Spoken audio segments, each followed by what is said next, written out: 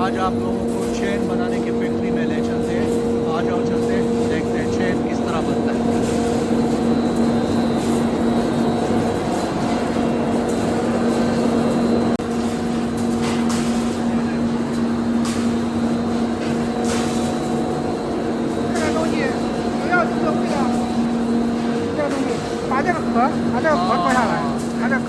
ये देखो, इसमें से इसकी रगड़ाई हो रही है।